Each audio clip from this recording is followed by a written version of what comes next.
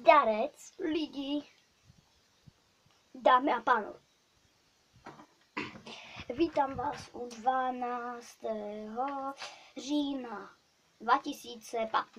12. vlogu. Dnešním tématem to bude koupaliště. A tím zdravím mé kamarády, nepřátelé, známé Davida Peťu z klubáku našeho.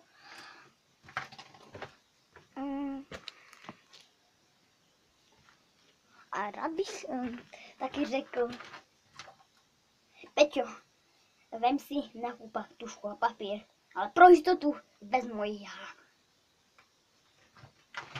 Do komentářů na do komentářů mi můžete napsat, jaký máte speciální koupák vy. Promiňte, že mě teď nejspíš špatně vidíte, to je blbým osvětlením, moc velké světlo. A teď jdeme na rovno, možná nic nevidíte, ale náš kupak je úžasný prostě, malé brouzdaliště, brouzdálko, velký bazén, ne, znáte to, zaplavat si můžete, prostě to bohatě stačí, že jo. A jsme jako vždycky na našem vlogovacím hřišti a dneska je to ranní vlog s Donym. Ahoj. Potom večerní, odpolední, nevím, vlog, to bude zase s Xentym. Mělo to být dneska jakože zase s Xentym, ale tak. Sám si řekne a nespomín.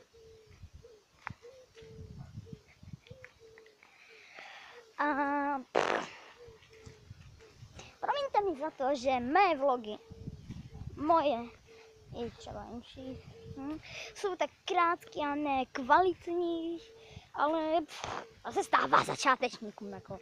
Ale můžu být rád, že se na mě někdo dívá. Třeba já sám na sebe. Jako třeba teď. Jsem hezký. Ale pokud se vám tohle video nelíbilo, zrušte odběr, dejte dislike. Pokud se vám líbilo, radši to nedělejte, ale pokud se vám video líbilo, dejte like. Byl bych rád i za ten odběr. Pokud se vám líbí samozřejmě můj kanál, odběr.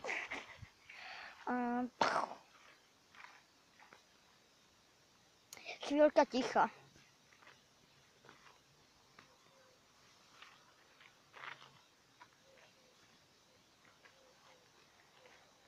Ciao!